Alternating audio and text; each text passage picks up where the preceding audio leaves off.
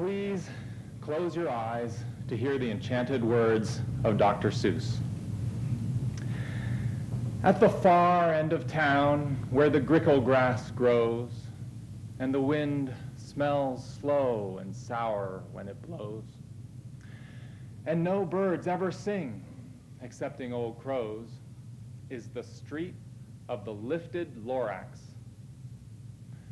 And deep in the grickle grass, some people say, if you look deep enough, you can still see today where the Lorax once stood, just as long as it could, before somebody lifted the Lorax away. What was the Lorax, and why was it there?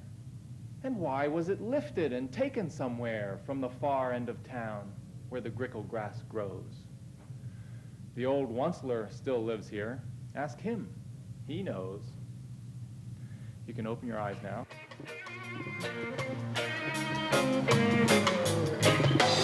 Longing for my people out there on their own, rooted so deeply in another land, so far away from home. Been many years, blood, sweat, and tears since that awful day. Chained and bound against the wheel, taken all away. Now I fly, African eagle. Why don't you fly to my land? Fly, fly away, fly away. Whoa.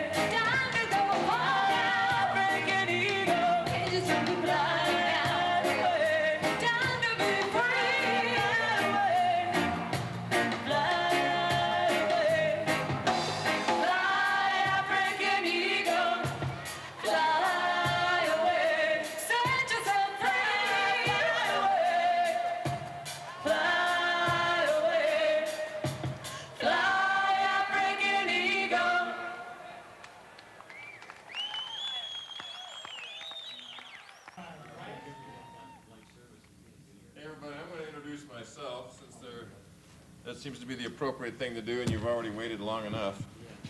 Amen. I'm Larry Dodge, and... You want me to introduce you? Oh, that's all right. I'm okay so far. We'll just keep going down. Thank you. I call myself the National Field Representative for the Fully Informed Jury Association. I'm also the co-founder of it. And I wanted to say that today is a special day in that it's the 4th birthday of the Fully Informed Jury Association. So, happy birthday. It actually began in Philadelphia 4 years ago today when a few of us went around the hotel where the National LP Convention was being held and tacked posters on pillars and posts and walls and wherever we could, announcing that we were going to meet in this room that the convention wasn't otherwise using. 44 people showed up just with that. It wasn't even in the convention package or schedule. And out of that came several coordinators who are still with us, state coordinators. And I went home, feeling, wow, there's really quite a bit of interest here. I was really impressed that so many people showed up, and I learned a lot about my own topic from them. It wasn't that I had a corner on the knowledge on this at all. I had not yet met Jim Lorenz, who is the person who got it into the LP platform in the 1981 convention. And I didn't even know that because I wasn't there for the debate that got it in. It was one of the very few planks ever to be put into the Libertarian Party platform from the floor. It did not go through committee. Amazingly, at the 81 convention, there was slack time left over after the platform committee report was discussed. It's never happened since, But there was a few minutes there, and Jim Lorenz stuck his hand up and said, I think we ought to put something in there about the jury's right to judge both the law and the fact. Larry, you only found it 4 years ago, right? This was 1981 when he put the plank in. I didn't discover it for several years later. I was on the platform committee for several consecutive years, and it was kind of in there, but I didn't give it a lot of attention. I didn't know that the Libertarian Party was the only party that had that in its platform. I didn't really know a whole lot about it. And yet, it takes me several exposures to get anything clear, okay? Actually, the first exposure I had to the idea came in 1979 when a mentor of mine and soon to be a member of our board of directors named Red Beckman came to the Montana Libertarian Party convention, and he challenged us, and he did a hell of a job of it. He came up to the microphone when he was introduced, and he said, I know you libertarians think you know a lot about the Constitution, but I'm going to tell you something about your own Constitution that you don't know at all. Some stuff about it you never heard of. We said, oh yeah? Tell us. And he proceeded to tell us about the power of the jury. He proceeded to tell us how, when the Bill of Rights and the Constitution were written, the intent and the meaning of the word jury included the concept of the jury being a check and balance on the government by virtue of its power to judge the law itself. Not to have to accept it as given by the judge, but the power to think about it and decide whether it was good, whether it agreed with their conscience, whether applying it to an individual would make justice. And we were stunned. We, in fact, did not know that. And so Red followed through on his promise and taught us something about our Constitution that we didn't know. But I'd like... 79 or 89? That was 1979. Red is still at it. In fact, when I get to the current events portion of our talk, I'll speak again about Red, because he joined us in an activist protest and demonstration over in Billings recently, and we both had a wonderful time. One of the things that I think I'd like to start this talk with is a notion that is persistently problematic for us libertarians. I've noticed over the years, you can't help noticing over the years, that this party tends to divide on an issue called purism or purity versus practicality? Has anybody failed to notice that? It happens all the time, and sometimes it means people walk out of the convention saying, the hell with you guys, we're this side, you're that side, you know, and it's like a small cell dividing. And it's really bothersome if you're trying to get somewhere to see a small group that if they would just hang together could get something done, but they divide on this, we're the purists, we're the pragmatists type thing. One of the really appealing things about FIJA is that it combines them both. There is no distinction there. There is no basis for a division on those grounds. It is absolutely consistent with the hardest core purists and their thinking regarding the platform. At the same time, it's very practical. Notice that you don't need to win election to fully inform a jury. In fact, you don't have to have a majority of anything to do it. I mean, you don't need a majority of the jury, a majority of the legislature, a majority of the prosecutors, and you don't need it. Majority rule is a bothersome thing to libertarians. It means that the minority gets screwed, right? We like consensus. Juries operate on a consensus basis. That's the nice thing about this. So it's very practical, at the same time it's very pure. It also incorporates a dynamic that I think is too often ignored by libertarians. And that is, we talk about the power of self-interest. We realize that human beings operate on the basis of self-interest, and that they should operate on the basis of self-interest. After all, if you don't take care of number one, you're forcing somebody else to take care of you. And that's injustice. That lays the load on somebody else to take your responsibility from you and take care of you. So we prefer it when people are selfish and take care of number one, and we realize if they do that, and they do it effectively, and they're not constrained, that it's not that big of a job, and then they have energy left over to do things for other people. Generosity is at its best after number one is taken care of. And it makes for a really good society. So we revere and we treasure this incentive to take care of number one. But when we go out and campaign for office, we very often ask people to sacrifice, not to take care of number one, but to think of the group or the society first. It's a kind of a habit that candidates have been, of all parties, have been doing for a long time. But we do it the most. We end up offering people a platform that has many good things in it, but a few things in it to turn anyone off. How is it? There's something in this platform to offend everyone? Yes. Yeah, something like that is what we sort of say. And so I have been in front of any number of of groups as a candidate. And someone will say, boy, that's great. Oh, I agree with this, I agree with that. And my favorite one, and it illustrates this point too vividly, was when I was talking to an audience in Butte, Montana, and there was this guy in the audience who was 65 years old that day. And he was the oldest graduate of Montana Technical College, which is a mining school. He'd never had a 65-year-old graduate before, and he was so proud, and yet he wanted to be a hippie, so he had long gray hair and love beads and sandals and the whole bit, but he was 65. And he came up after my talk and he pumped my hand. He said, that was the greatest speech. I loved everything you say. There's just one thing. He says, you can't get rid of Social Security. And I learned after talk after talk after talk after talk that there's always one thing. And that kills your vote. That's the one thing that kills your vote. You don't get that vote because of that one thing. And what is it? It's always the thing that asks the individual to sacrifice. In other words, it's antithetical to his self-interest.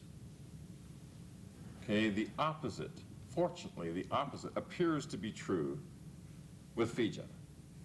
Most of the people who have joined us, and we have every walk of life you can imagine involved in this thing now.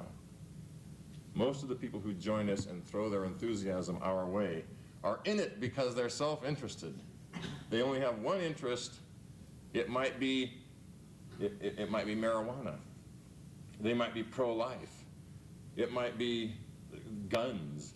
They want, the Second Amendment means a lot to them, and or maybe they want to homeschool their children without interference, or maybe they want to ride a motorcycle without a helmet. Whatever it is, the one thing that they've been getting beat up by the current system about is the one thing that drives them to us. They say, wow, you mean I could go in and say, I believe it's okay for me to run around in my car without seatbelts because I own my own body and I'm responsible for it, and therefore you can't make me buckle up because I feel like my best interest is served by not wearing one? I mean, I can argue the law itself. They get real excited. They join us.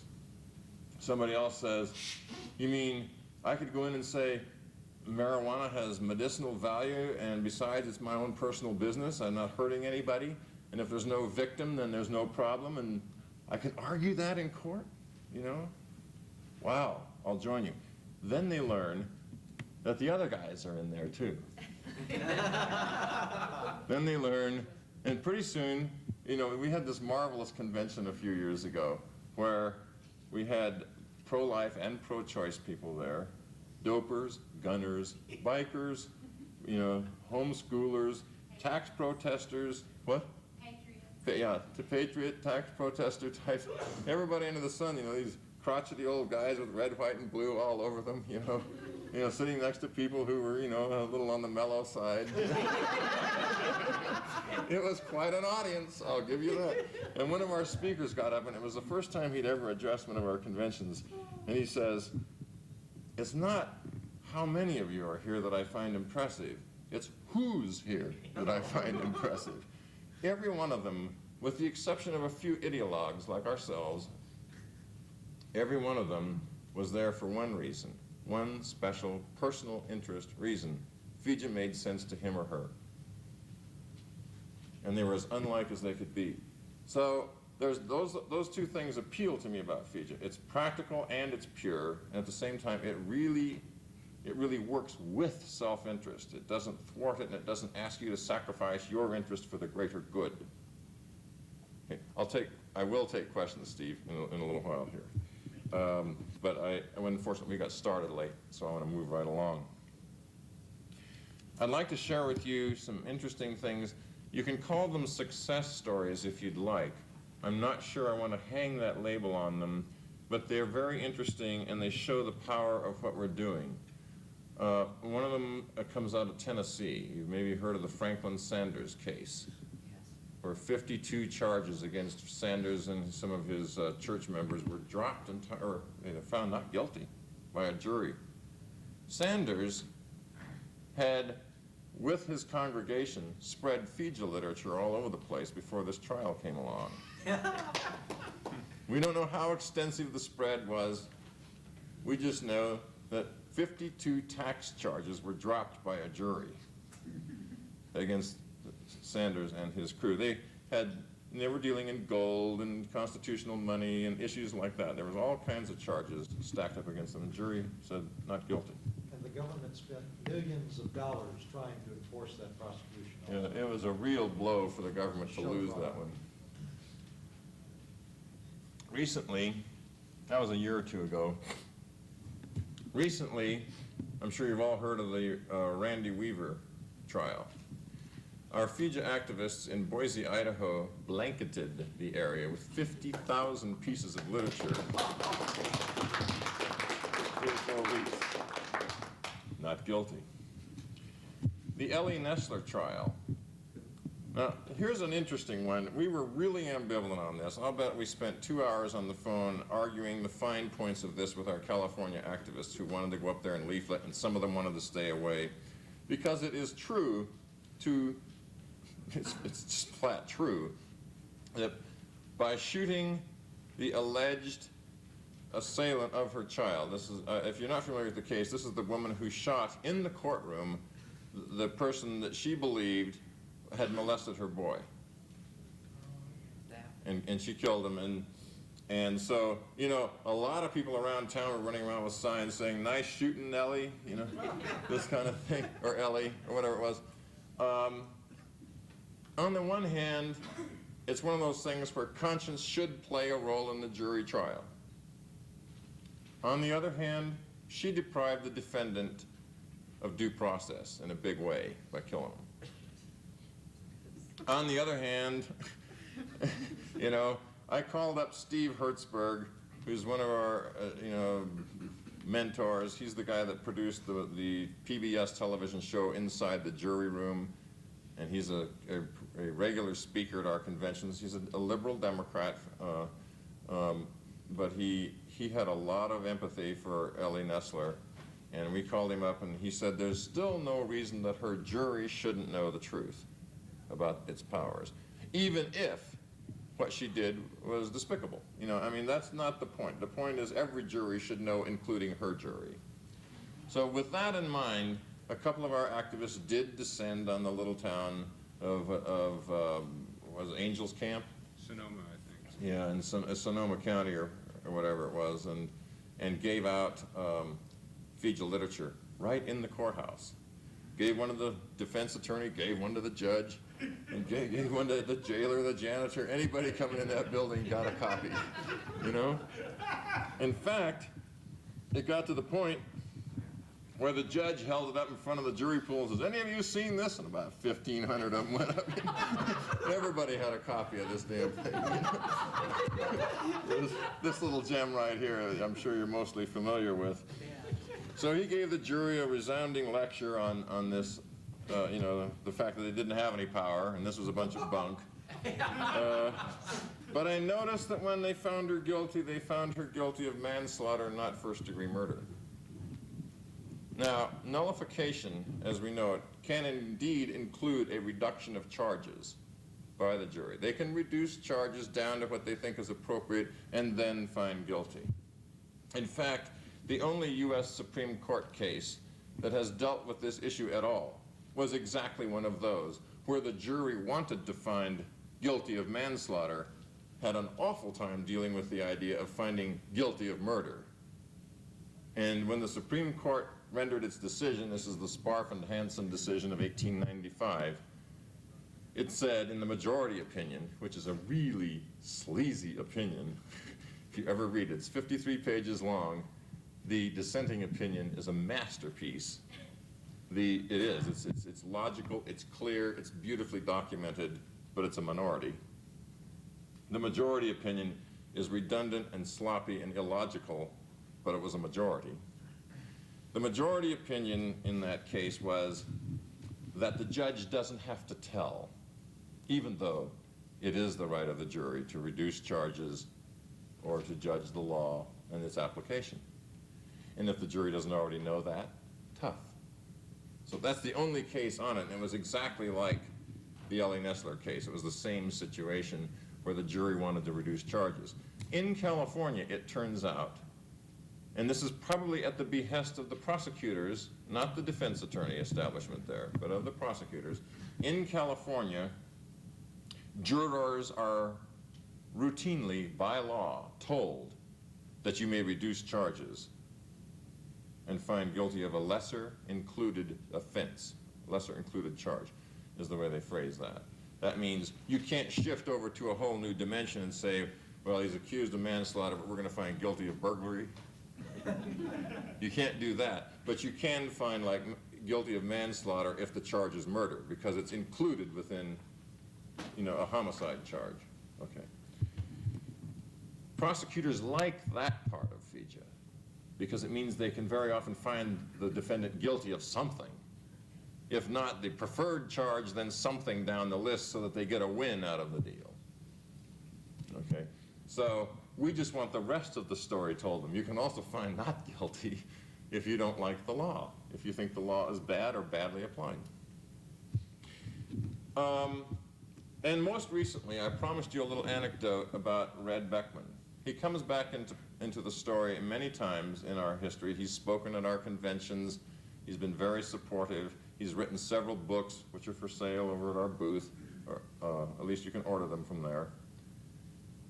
But there was this case in central Montana where a SWAT team of 30 people descended, and I mean literally, they came down in helicopters, among other things, landed on this isolated ranch. I mean, there's no place in the continental or contiguous 48 as isolated as central Montana. Talking less than 1 person per square mile. It's like West Texas or something. This place is empty. Instead of going to the local sheriff with charges that said these people have been poisoning eagles on their sheep ranch, let me go a little aside here. Practically every one of the alphabet soup agencies that we detest most now has its own SWAT teams. This includes the post office. I mean, it's really getting out of control, you know. But the U.S. Fish and Wildlife Service sent its SWAT team to descend on these people. Here's this little old man, he's 74 years old in a wheelchair, breathing oxygen through a mask, and his frail little wife, and here come 30 people with machine guns out of the skies and up the road in jeeps and whatnot, you know, and descended on these people to decide if they in fact had been poisoning eagles and were therefore guilty of violating an Environmental Protection Agency law against it. They found a little poison. They didn't find much in the way of evidence. Really, it was kind of scanty.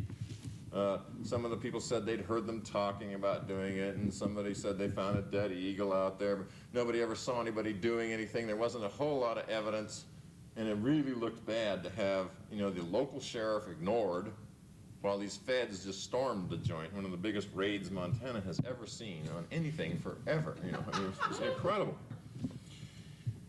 We thought this was a good case for FIJA.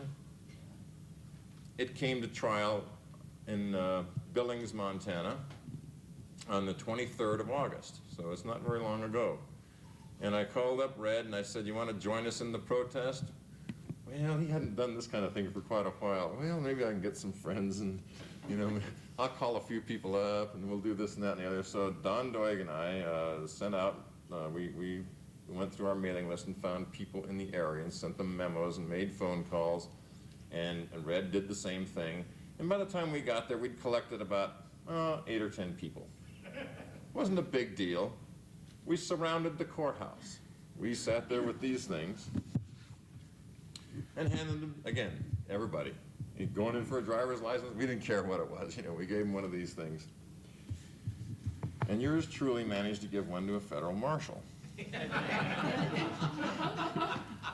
who promptly went up to tell the judge that there was these people out there doing this thing, you know. And of course, we'd done a little homework. We called Channel 2 and Channel 8 and the local radio and the local newspaper and all that stuff. And so by the time the marshal came back out with another marshal, introduced themselves and said, the judge wants you to cease and desist. By now it was 8:45. We'd been there since 8 o'clock because 8 till 9 is when all the jury, you know, the people show up, you know, the pool. So I said, is that a court order? Do you want to see the judge, was the answer. I said, sure, can't beat that. So, but they didn't know as Red was around the bend talking to Channel 2 while I'm up talking to the judge, you know. I get up there, and after a few more motions were made by the defense and the prosecution regarding the case, they confiscated all my literature, which included the jury power information kit, a few copies of the latest issue of the FIJA Activist, the rest of these, and put them in a box and set it in the jury box.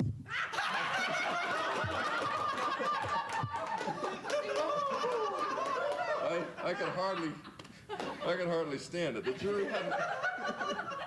jury had not been selected yet, but just symbolically, it really made me smile. And then the marshals sternly advised me that I wasn't really under arrest quite, but I was strongly urged not to leave the building until I had seen the judge. But I said, but that's why I came here. I'm sure not going to leave the building until I see the judge, so I guess we agree. And soon enough, you know, the lady I'd seen, the court recorder, she'd been typing on that silent court recording machine while these motions and other things were being made. Without a word, she just came by and she she grabbed a handful of stuff out of this jury box and went out someplace with it. I don't know where she took it. And then one of the marshals came up to me and said, well, we need a few copies for the defense and the prosecution. Take it away, have at it, you know. And the judge would have at it, you know. So by now the box is going down faster than we could ever have distributed it. And going to all the right people, you know. So then I got called into conference with the judge in the judge's chambers. And here sit the two marshals, the court recorder, the defense team, the prosecution team, and a couple of other hangers-on, and me. And the judge, you know, admonished me that he did not want to violate my right of freedom of speech. However, by this time it's like 9:15, so all the jurors are in there anyway, so I went along with the program, and he said, if you want to do this thing, you'll just have to take it across the street, because we can't have you doing it on the same block. This building uses up an entire block. We don't want you on the sidewalk, we don't want you on the porch, we don't want you on the first floor, the fifth floor, anywhere in the building. You'll have to take it somewhere else if you want your freedom of speech. By this time, Red had called a news conference across the street. So we got across the street from the courthouse, you know, and the cameras panned, you know, the Billings federal courthouse and, you know, U.S. federal courthouse in Billings. And we're, you know, with cameras, it makes you look like you're practically in the courthouse anyway, so the TV coverage was fabulous. It turns out that one of the channels, the anchor newsman on that channel, is the senator who introduced FIJA legislation in the Montana legislature last year. So he gave us about 7 minutes of the evening news. You know, and the other channel did a fabulous job, and they were not in any way connected with us. But the guy, you know, the anchor was obviously fascinated with the question, read the literature, did some homework, and did a marvelous report. The best thing they did was they did not question the validity of what we were saying. In both of the television shows, the reporters were saying they were out there telling jurors their rights. See, not saying, is it or isn't it a right, but here it is, and they were telling them, and the judge made them stop, you know. 2 days later, acquitted. So we don't know if we are causing these, successful results? But I think there's an influence, I really do. And it's encouraged us enough that we're going to go to all the trials of the Waco defendants. We will be at the Jack Kevorkian case. You know, and I think we're going to have a really major effect. The beauty of this is that a trend can be started. There are certain kinds of laws, like the laws against alcohol, which died at the hands of juries in the 1930s. You couldn't get a jury to convict by the early 30s under Prohibition. They'd had it. They didn't like the law.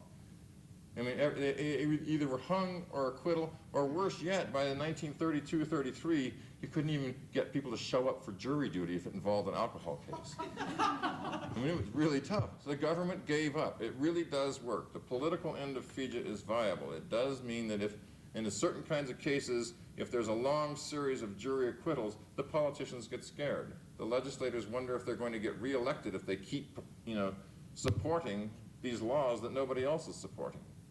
So the nicest thing about it is it really shreds the special interest influence on our legislature.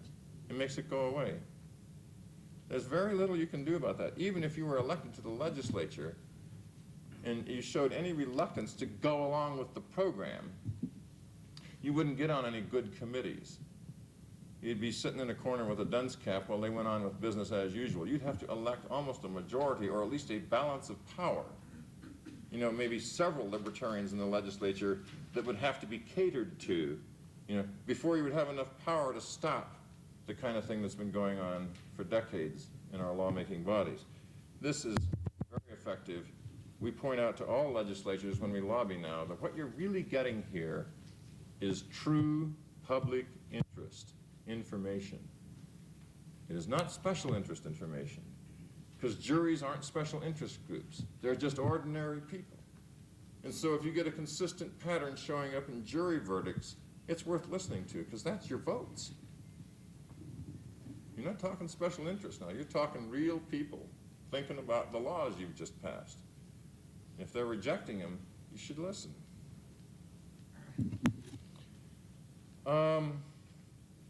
As I said, we have several action fronts and plans. By now, we at FIJA headquarters, we keep a record of how many of these we've printed and sent out, and we're over 1 million. Quick. I was on jury duty last week, and I might have another question later about this, but when one of the neighbors in my apartment building, who isn't affiliated with the Libertarian Party at all, she knows about it because of me only, and I just take care of her dogs, and that's the only reason I've even spoken to her. She found out I was going to be on jury duty, and she said, "Wait a minute, I've got something at home for you." And she ran out again, and it was this. That's great, You know, one of the funniest things that happens to us on a routine basis is the people that call us up at the headquarters and tell us where they found one of these. You know, the men's room at the Times Square, you know, they just show up everywhere. Car windshield in South Dakota, you know. You also distributed master copies of that so people could make their own photocopies. Do you count that in your distribution? No, as a matter of fact, we don't know how far that's gone. We estimate several million by now because we constantly get order blanks sent to us that are obviously Xeroxes of Xeroxes of Xeroxes. In some cases, they're Xeroxes of faxes of Xeroxes. You know? I mean, so the thing has a grassroots network going that we can't control. We don't want to control. That's unlibertarian. Wonderful. Larry, Yes. does this relate at all to civil tort jurors? You know, which makes up half to 3/4 of jurors, at least in Maricopa County. That's a good question. I won't put it off. Do you want to just go to Q&A now at this point, or shall I wrap it up? Or what? Make a couple of announcements. Yes, there's a couple of things that I'd like to talk about first. If I don't, we'll have to leave before I talk about it. One of the industries that is being most threatened by the passage of special interest law at this point is the health industry, the alternative health industry. Some of the people who are either alternative health practitioners or who are into vitamins and food programs, we hear every day about them being harassed or busted, or people that have shops that handle things like grow lights, that's related but not quite the same. It's becoming increasingly evident that monopolies are the wave of the future as far as the government is concerned. They want medical monopolies and they want school monopolies. We know their tricks. Their favorite thing is to create regulated monopolies because then they control everything. And that really worries me as a libertarian or just as a person, that access to information and products that I want is going to be restricted because somebody got to the government. And so we are very fortunate at this convention to have sort of joined forces with Dirk Pearson and Sandy Shaw, whose latest book is for sale at our booth at a reduced price. It'll be on the market, I think, at $6.95. We have it at $5.95. And they're going to donate the profits or proceeds from the sale of this book to FIJA. So if we could just give them a hand, I think this is marvelous. And we get, I am a consumer of these things. I went into a health food shop in Billings just after the event that I was talking to you about. And I bought some niacin and I bought some vitamin E and just stuff, to replenish my stocks. And I handed them one of these, and I started talking about the persecution that's going on in the health and health food industries, and these people just went wild. I was lucky to get out of there within an hour. Every employee and half the clientele and everybody was huddled in the middle of the store, arguing about these laws that have been passed restricting them from pursuing their own self-interest in the way of health. What can be more dear to you than your life and your health? And these people are sincere people who feel like they are the next big victim. So if you get a chance to come by the booth, Dirk and Sandy will not only supply us with the books, but they'll sign it. So you can have signed copies, and they've posted a little sign up on our wall there that says, you know, the hours that they'll be available for signatures, although you can probably track them down. If you get a copy and you see them around the convention, just track them down, and they'll sign it on the spot for you. Anyway, thanks again, Dirk and Sandy. Okay, what? Between 2 o'clock and 3 o'clock. 2 o'clock to 3 o'clock today is when they'll be there. Yes, Don? You might want to mention the First Amendment aspirin that are there also. Oh, yes.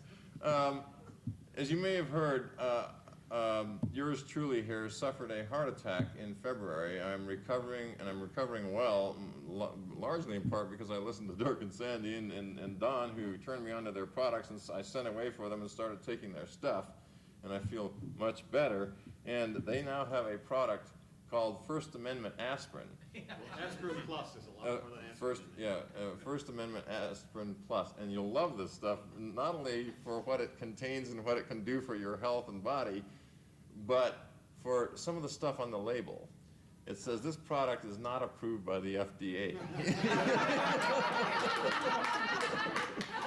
In fact, it is illegal to mix aspirin, which is, it's got a small amount of aspirin in it, you know, along with all the various vitamins and minerals that, you know, are good for your heart. They have other things in there, and it says that this is for people over 50 to prevent the, you know, the recurrence or occurrence of heart attack. And since I just turned 50, I'm eligible. And I'm consuming this. They gave me a complimentary bottle, and I promised to test it out and you know, stay up here in front of microphones and talk at you. In any case, come by the booth. Now, I also want to announce that at our booth, we have a variety of things on display, but it's like a catalog store, because I'm moving back from Montana to Texas at this time to rejoin my wife, Honey, for, you know, the winter. And so my car was too full of other things to pack along all the mugs, bumper stickers, buttons, books, and so forth that we have. The list is now tremendous, the numbers of products that we produce, T-shirts and whatnot.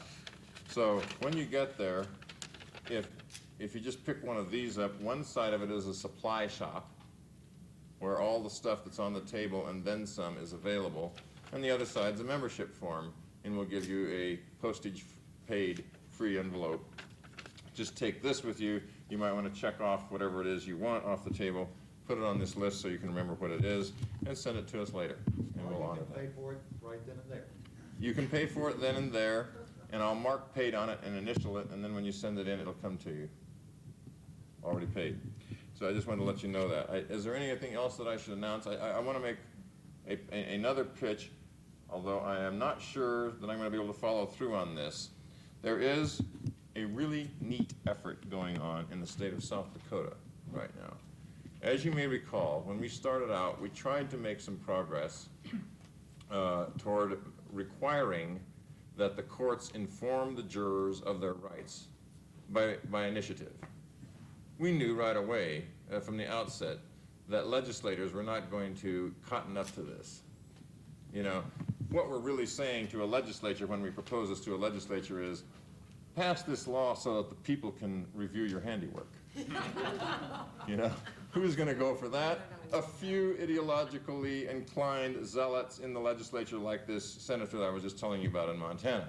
Most of them are horrified at the idea of getting public comment back. After all the money they've taken under the table, they don't want to hear about it. Okay?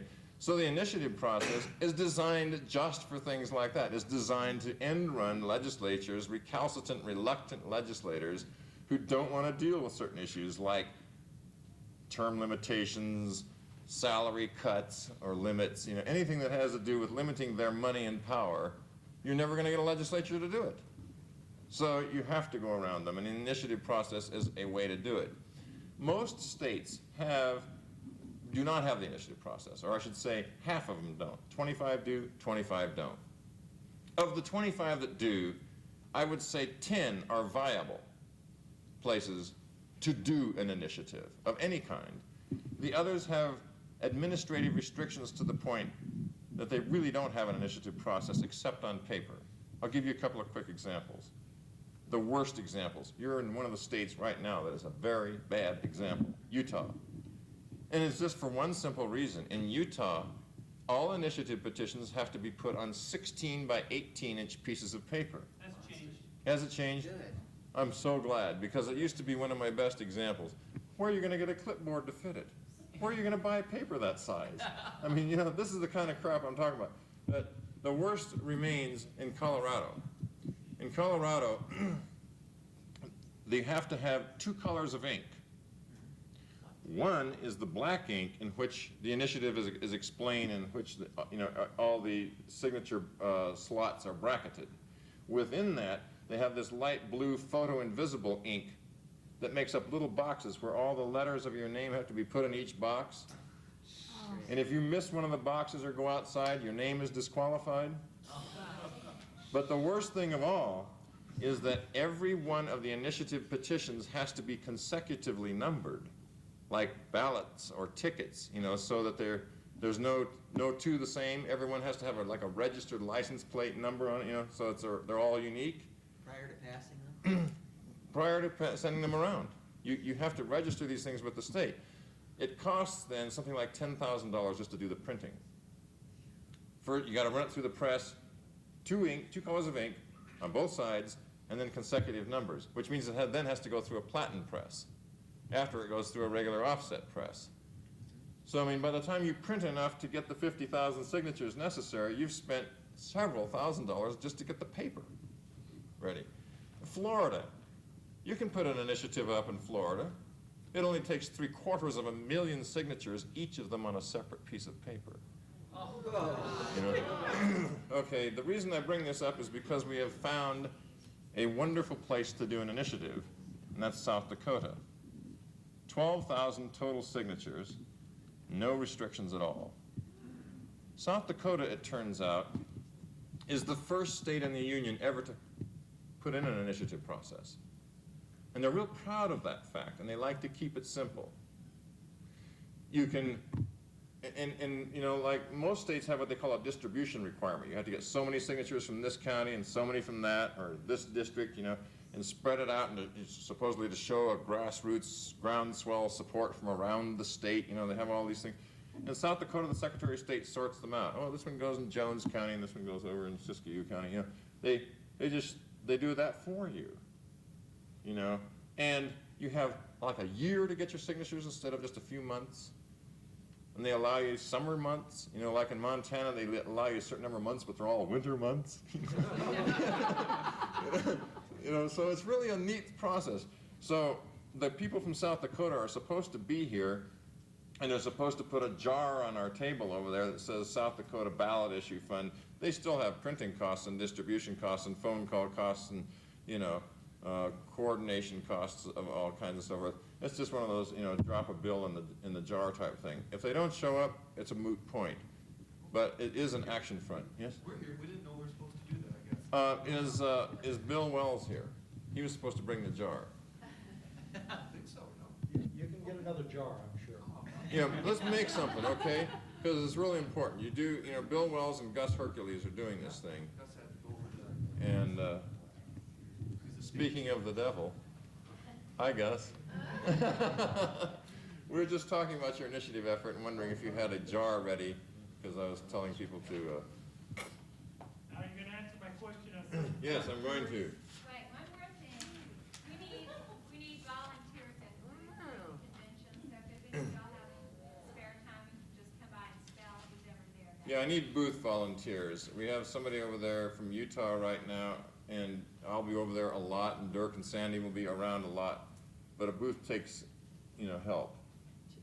And we'll just give you the cash kitty and let you sell books and aspirin and whatever you All want. the money for that First Amendment Aspirin Plus goes to the Life Extension Foundation's First Amendment Litigation Fund. The reason we did that was to take a case to the Supreme Court stating that this is not mere commercial, whatever that's supposed to be, Right. mere commercial speech. It tells people how to save their lives on there, and that goes beyond, quote, mere, unquote, commercial speech. Did everybody hear that? Yes. Our Okay. point of view is the First Amendment doesn't say except for commercial speech. It just says period at the end of it. Okay, good. Anyway, come by our booth and bring your friends And your wallets. and your wallets. Incidentally, Clinton and Reno are scared of FIJA. 2 days after the Randy Weaver acquittal, Clinton announced he's going to have 48 new crimes in his crime bill that are capital federal offenses. They are deathly afraid of having people tried by juries of their peers where they know they can say, gee, I would have done that myself, not guilty. Which is what It's a one of very the jurors actually contagious said. idea, and they know it. Yes, we are starting to get stiff opposition. I guess the floor is open for questions, and I want to answer Steve's right away, which is, does this apply in civil tort cases and civil juries? The whole civil system is weaker than the criminal system when it comes to trial by jury. It's just something we have to face.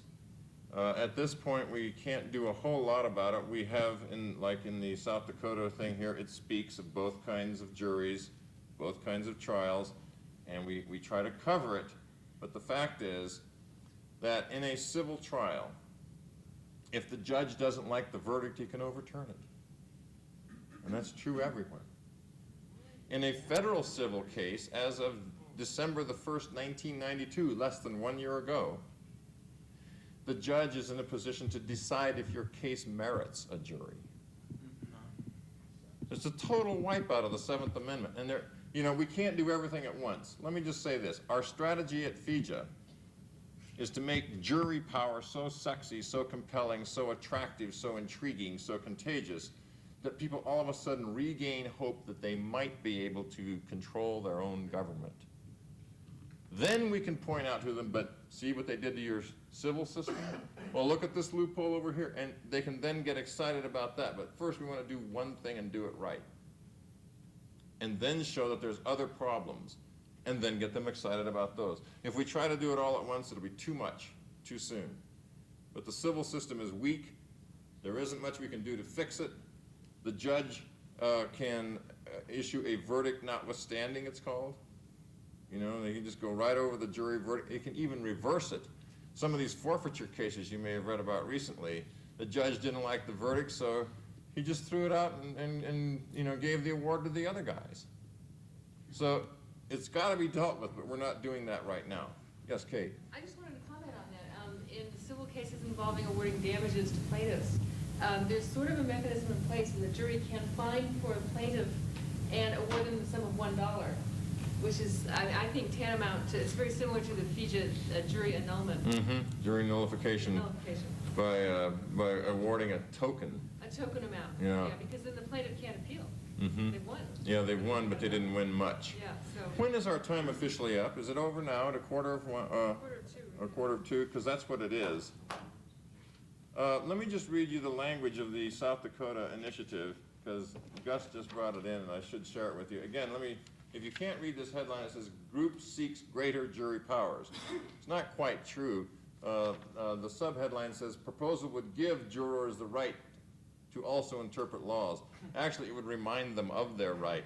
And reporters love to make this mistake, so be prepared. If you try to do anything legislative or by initiative, you will get this misinterpretation. But it's a wonderful headline, and it's nice and big, and I'm sure it's well written. Yes. Let me just read you the FIJA initiative in South Dakota. Whenever government is one of the parties in a trial by jury, the court shall inform the jurors that each of them has the inherent right to vote for the verdict which expresses his own conscience and sense of justice, so long as such verdict in a criminal trial does no more than find the defendant guilty as charged, or in a civil case does no more than find against the defendant to the extent claimed by the plaintiff. It's very careful language here. Exercise of this right may include jury consideration of each party's motives and circumstances, evaluation of the justice and constitutionality of the law itself, the wisdom of applying the law to the case at hand, and the degree and direction of actual harm done. Failure to inform the jury of this right is grounds for mistrial and shall result in reversal on appeal. That's really tough language. And there's a reason for everything in there. Like whenever government is one of the parties in a trial by jury, picks up all criminal cases, because that's by their very nature, involve the government versus the individual. And it picks up cases like RICO. And all the seizure cases, too. Yeah, seizure and forfeiture cases where the government sues your house, your car, your boat, you know, that kind of thing. As long as the government is a party, the jury has to be told. Otherwise, this trend that I see of the government using the civil system because it's weaker will only grow larger. You have to deal with that in your legislation. Or rather than go into the criminal courts, they will make it a civil case, and you will end up proving yourself innocent rather than them having to prove you guilty. So this is really good language, and Gus and I and a couple of attorneys worked on this forever. It took about 6 or 7 weeks over the phone and fax machine to get this right. Yes? How much application does that have on federal cases? I understand they do have to observe some state laws. We don't have a direct effect on federal cases at this point because in the we are strictly talking about state law, and you can't use state law to affect a federal case. However, just the spillover effect of it's the same people. That's what we're saying. The same jury pools that they use for federal cases come right out of the same area and the same people, same population as the state cases. And we figure it's just a matter of time before enough states have either passed this law because they legislated it or because it was done by initiative, that we can then go and say, well, gee, looks like all the states are going this direction. Let's go for federal legislation just like it. Or a constitutional amendment. We'd go to the same states and say, well, you've already got it on your state statute books. Why not, put it into the federal law books? And I think, that's another eventuality. We're kind of working our way up to it. Yeah. What do the other 40 states do that don't have viable initiatives? There you have to work with either grassroots efforts like distributing literature on your own or legislation. You will find when you approach a legislature that practically every legislature has a few conscientious individuals. We haven't found a single legislature yet where we couldn't find a sponsor for this bill, an enthusiastic sponsor who understood it and wanted to do it. In California, there's a guy named Rogers? Well, Taga. Yes, I think his name is Tagasuki or something. He's the former mayor of Oxnard. And he signed our governor proclamation. We send it to mayors too, and city councils and county, whoever. And we give it to the state coordinator, and he or she can take it to whoever can declare a day for their jurisdiction. And he declared a jury rights day for the county in which Oxnard is located, and I'm not sure which county, Ventura County. And then he got into the state legislature and he wants to carry it there. And we have found another couple whose names I can't recall, who also want to work with him. There's a guy running for Senate who claims to, he works with Wolfram, constitutional lawyer, and a Democrat. He claims that he will bring peaches to You need 3 or 4, if you can get it, a team. You need them on both sides of the aisle. Don't ignore the Democrats to just get the Republicans, because you'll find liberal Democrats can believe in this too.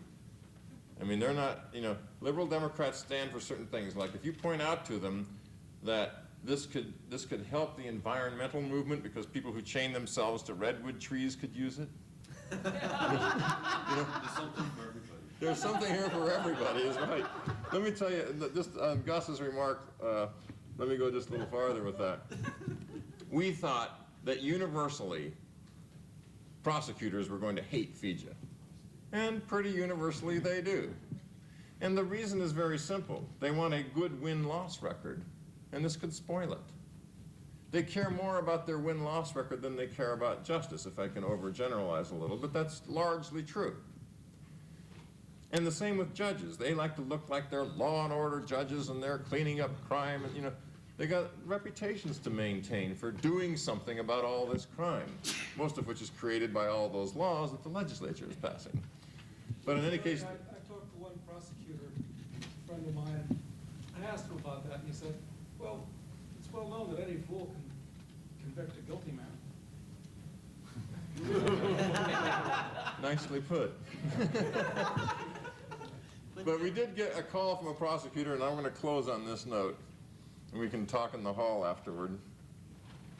It was a prosecutor from Colorado, a county in Colorado. He called up one of our Colorado activists, and he said, well, I know that if a defense attorney tries to tell the jury it's right to veto a law and not use it, he's going to get a contempt charge.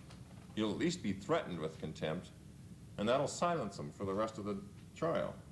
What happens if the defendant brings it up in his testimony? I'll get to that. Defendants have a better chance than defense attorneys, is the answer to that. Yeah, you can get away with a lot more when you're stumbling along as a pro se defendant. But this prosecutor said, what if I bring it up? Yeah. And our guy in Colorado didn't know how to answer it, and frankly, I don't either. And he said, I don't know. Nobody's ever asked us that before. Why do you want to know? He said, well, the county that I work in and work for, well, they're kind of liberal, you know, and there's a lot of people up there that don't appreciate all these laws against drugs and stuff like that. And he says, and every time I enforce one of those laws, my popularity goes down. So I guess there is something there for everybody. Thank you very much. That will close my talk.